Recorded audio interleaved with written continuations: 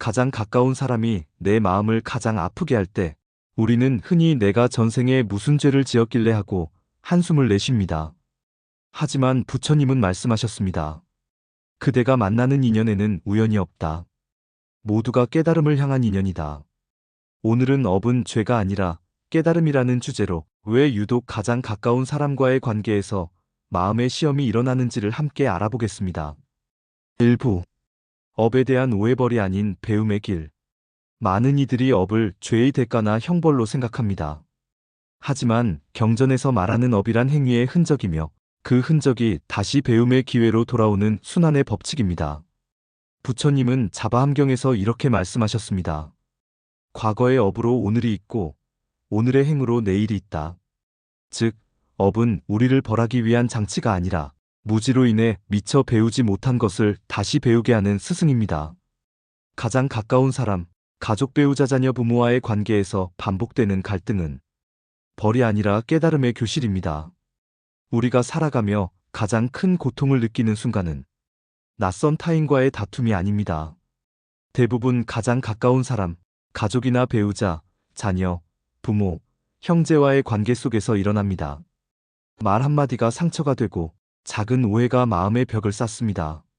서로를 사랑하면서도 이유 모를 미움이 피어나고 그 미움을 지우지 못한 채 하루하루 쌓여갑니다. 어떤 이는 말합니다. 왜 유독 엄마와 나는 늘 부딪힐까? 좋아하고 미워하는 감정이 동시에 올라와 너무 힘들어요. 또 어떤 이는 이렇게 토로합니다. 형제인데 늘 경쟁하는 기분이에요. 잘 되면 시기하고 못 되면 은근히 안심되는 나를 볼 때마다 스스로가 싫어요. 배우자와의 관계에서도 마찬가지입니다. 대화가 안 돼요. 같이 살고 있지만 마음이 닿지 않아요. 이처럼 원인 모를 거리감, 이해받지 못하는 외로움은 우리 모두가 한 번쯤 경험하는 깊은 상처입니다. 우리는 이런 상황이 반복될 때 내가 전생에 무슨 죄를 지었길래 이런 가족을 만났을까라고 한탄하지만 부처님은 그 고통을 벌이 아닌 배움의 기회로 보셨습니다. 그대가 만나는 인연은 죄의 결과가 아니라 깨달음을 향한 길이다. 가까운 사람과의 갈등은 우리 안에 미처 보지 못한 마음의 그림자를 드러내는 거울입니다. 미움은 사랑받고 싶은 마음의 뒤집힌 모습이고 시기는 나도 그렇게 되고 싶다는 열망의 표현입니다. 질투는 내가 부족하다고 느끼는 마음의 울림이며 소통의 부재는 내가 먼저 닫아버린 마음의 문을 비추는 그림자입니다. 결국 우리가 관계 속에서 마주하는 고통은 누군가의 잘못 때문이 아니라 내가 아직 배우지 못한 감정의 숙제가 모습을 드러낸 것입니다. 그래서 부처님은 말씀하셨습니다. 그대가 원망하는 이는 그대가 깨달음을 얻을 기회를 주는 자이다. 업은 죄의 낙인이 아니라 배우지 못한 마음의 법칙을 다시 익히게 하는 자비로운 순환의 길입니다. 즉, 가까운 사람에게 느끼는 고통은 우리를 벌하기 위한 것이 아니라 이제는 다르게 사랑하라, 다르게 이해하라는 깨달음의 초대인 것입니다. 2부 전생의 인연이 오늘의 관계로. 부처님 당시 제자 중 한 명이 가족 문제로 괴로워하며 물었습니다. 세존이시여, 왜 저는 유독 가족과의 인연이 이리도 힘듭니까? 부처님은 조용히 미소 지으시며 말씀하셨습니다. 그대가 지금 미워하는 이는 전생에 사랑했던 사람일지도 모른다. 이 말의 뜻은 단순히 전생의 로맨스를 뜻하는 게 아닙니다. 전생에서 서로에게 남긴 미완의 감정과 행위의 흔적이 이번 생의 관계로 이어져 마침내 완성되고 해소되도록 하는 것입니다. 우리는 전생에 맺은 업의 씨앗을 안고 태어납니다. 그 씨앗은 사랑, 원망, 빛, 은혜의 형태로 다시 만나 이제는 다르게 배우라는 기회를 줍니다. 그래서 부모와 자식, 형제, 배우자 사이의 어려움은 가장 깊은 업장이 풀리는 자리입니다. 즉, 가장 힘든 관계가 바로 가장 큰 깨달음의 도량이 되는 것이죠. 부처님은 이렇게 말씀하셨습니다. 지금 그대 곁에 있는 이는 오래전 이미 마음의 인연을 맺은 자이다. 우리가 만나는 사람들, 특히 가장 가까운 가족이나 배우자, 자녀와의 인연은 결코 우연이 아닙니다. 그 인연은 오랜 세월과 생을 넘어 이어져 온 마음의 씨앗입니다. 전생에서 맺은 감정의 흔적, 갚지 못한 은혜, 풀지 못한 원망, 다하지 못한 사랑의 마음이 이번 생에 다시 이어져 서로를 만나게 합니다. 그래서 부처님은 제자들에게 이렇게 말씀하셨습니다. 그대가 지금 미워하는 이는 전생에 사랑했던 사람일지도 모른다. 전생에서 서로 사랑했지만 이별의 고통으로 원망이 남은 인연, 혹은 은혜를 받고도 갚지 못해 마음이 걸린 인연은 이 생에서 다시 만나 서로의 감정을 완성하고 미완의 마음을 해소하도록 이끕니다. 예를 들어 전생에서 부모에게 외면당한 자는 이번 생에서 부모가 되어 돌봄의 의미를 배우고, 전생에서 누군가에게 상처를 준 사람은 이번 생에서 같은 고통을 겪으며 이해와 자비를 깨닫습니다. 그러니 가까운 사람과의 갈등은 결국 배움을 완성하기 위한 인연의 회복 과정입니다. 그들이 내게 분노와 슬픔을 일으키는 이유는 그만큼 그 관계 속에 깊은 인연의 빛과 사랑의 흔적이 섞여 있기 때문입니다. 하지만 우리는 그 의미를 모른 채 눈앞의 감정에 휩쓸려 다시 미움으로 되갚고, 그로 인해 인연의 매듭을 더 단단히 묶어버리기도 합니다. 부처님은 이렇게 경책하셨습니다. 원한은 원한으로 갚아지지 않는다. 오직 자비로서만 그 원한은 사라진다. 전생의 인연을 푸는 길은 단 하나, 자비와 이해입니다. 상대의 행동 뒤에 숨은 고통을 볼 수 있을 때 그 인연은 고통이 아니라 해원의 기회, 즉 업을 끝내는 문이 됩니다. 그래서 가장 힘든 관계가 바로 가장 큰 깨달음의 도량이 되는 것입니다. 3부. 관계 속에서 깨닫는 4가지 마음의 공부. 부처님은 우리에게 관계를 통해 4가지 마음을 배우라고 하셨습니다. 참을 인업에 씨앗을 태우는 불. 가까운 사람은 내 인내심의 경계를 시험합니다. 그때마다 분노로 대응하면 업은 다시 씨앗이 되고, 참음과 자각으로 받아들이면 그 씨앗은 불로 태워집니다. 자비심 상대의 고통을 보는 눈. 상대가 나를 아프게 할 때 그는 스스로의 고통 속에서 행동하는 경우가 많습니다. 그 고통을 이해하려는 순간 우리는 업의 굴레를 끊습니다. 무아 내가 옳다는 생각을 내려놓기. 가장 큰 업은 내 생각이 전부 옳다는 집착에서 생깁니다. 내가 옳다는 마음을 놓는 순간 관계는 부드럽게 풀립니다. 감사 고통을 통해 배우는 마음. 가까운 사람을 통해 배운다는 것은 나를 성장시키는 가장 큰 복입니다. 부처님은 이렇게 말씀하셨습니다. 그대에게 고통을 준 자가 곧 그대의 스승이다. 자식과의 단절에서 배우는 깨달음. 어느 어머니가 있었습니다. 늘 자식을 위해 헌신했다고 믿었지만 성인이 된 아들은 엄마는 내 말을 듣지 않아라며 연락을 끊었습니다. 어머니는 억울했습니다.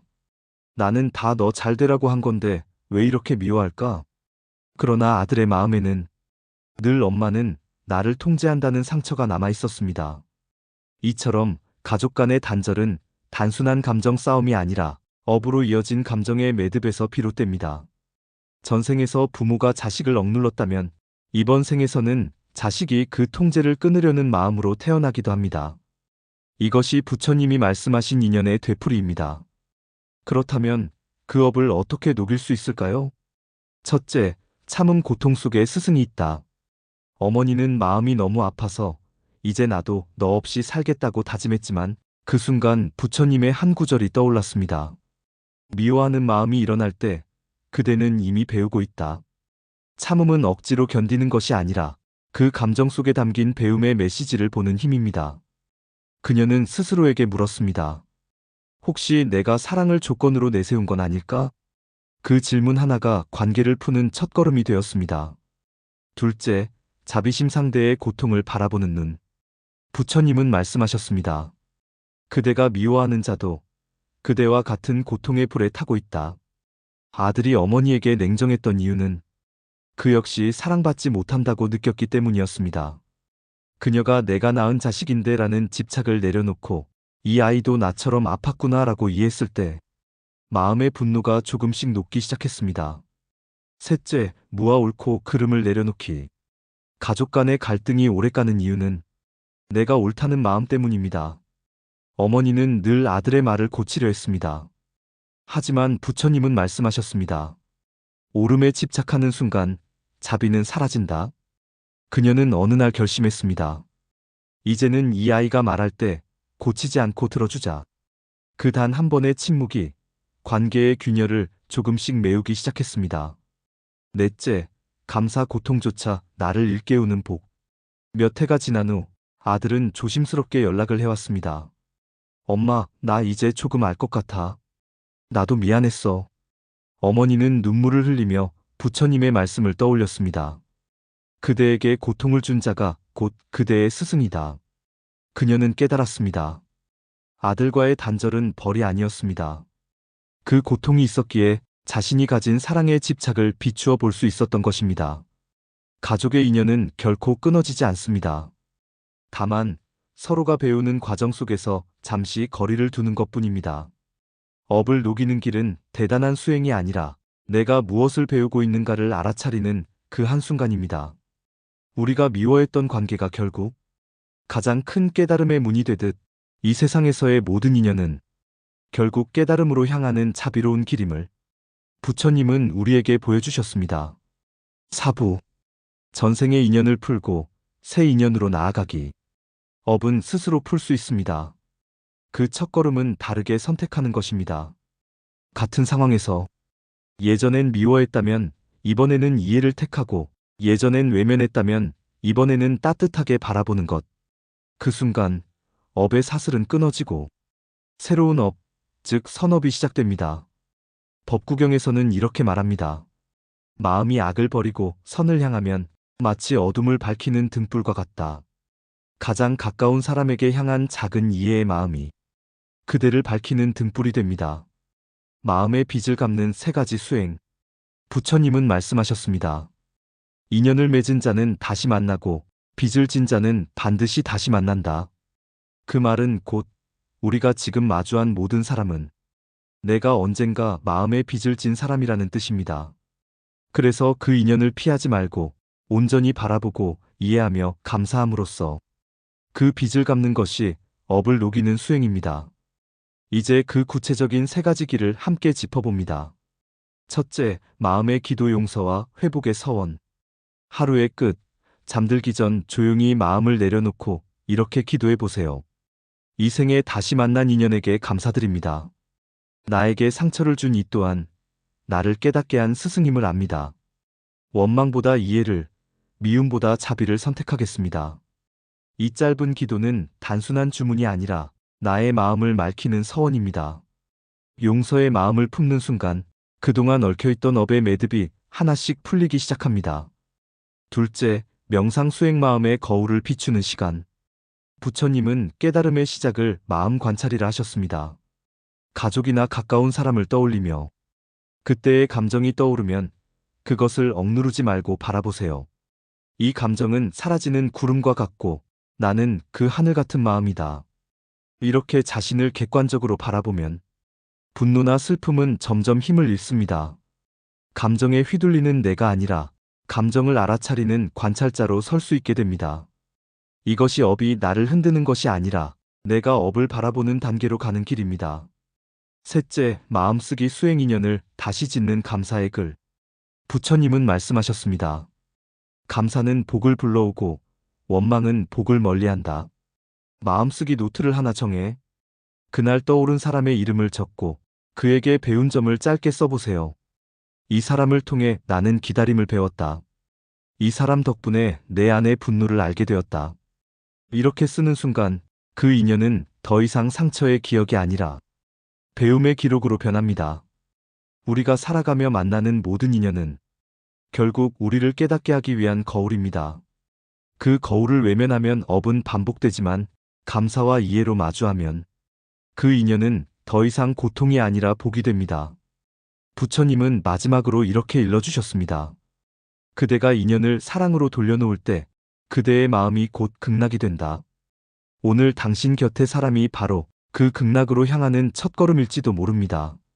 이로써 1부, 업에 대한 오해, 2부, 전생의 인연, 3부, 관계 속의 깨달음, 4부, 업을 녹이는 수행의 네 부분이 완결되었습니다. 5부, 깨달음으로 이어지는 관계의 순환. 부처님은 인연을 다음과 같이 설하셨습니다. 만나는 이는 반드시 이유가 있고 떠나는 이는 또한 인연을 마친 것이다. 우리가 지금 함께하는 사람은 이 생에서 반드시 배워야 할 존재입니다. 그 관계 속에서 분노, 슬픔, 원망이 올라오는 건 그만큼 깊은 인연이기 때문입니다. 그 인연을 도망치거나 미워하지 말고 그 안에서 자신을 들여다보면 결국 깨달음으로 이어집니다. 그것이 바로 업은 죄가 아니라 깨달음이다. 라는 부처님의 가르침입니다. 마무리 깨달음은 관계 안에서 지금 당신 곁에 있는 사람, 당신을 가장 힘들게 하는 그 사람이 사실은 당신의 영혼이 오래전에 약속한 배움의 동반자입니다. 그 인연을 피하지 말고 미워하지 말고 이 인연을 통해 내가 무엇을 배우려 하는가를 묻는 순간 당신의 업은 더 이상 짐이 아니라 빛나는 깨달음의 길이 됩니다. 오늘 이 말을 기억하세요. 가장 가까운 사람은 나를 시험하는 자가 아니라 나를 깨닫게 하는 부처의 손길이다. 이 영상을 보신 당신이 가장 가까운 관계 속에서 마음의 평화를 되찾기를 바랍니다. 구독과 좋아요는 이 지혜를 더 많은 사람에게 전하는 선행입니다. 오늘도 당신의 삶이 깨달음의 길 위에 있기를. 끝까지 시청해주셔서 감사합니다. 나무 관세음보살